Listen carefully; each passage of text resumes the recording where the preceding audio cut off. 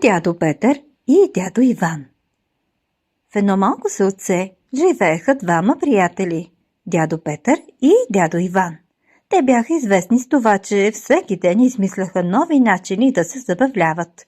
Един ден дядо Петър каза: Иване, нека днес направим нещо различно. Кажи, Петре, какво пак си се присетил? Какво ще кажеш днес да отидем на лов за крокодили? Крокодили? В нашето село? Иване, о не, забрави! Но Иван имаше план. Те нахлузиха старите си шапки, взеха лупите и тръгнаха към реката. Там започнаха да следят крокодилите, които всъщност бяха само стари дъски, плаващи по водата. Внимавай, Петре! Един крокодил се движи към теб. Дядо Петър направи изключително геройско скокче и падна във водата с гласно «Ух!». А Иван се смееше толкова силно, че седнал на тревата и не можеше да спре.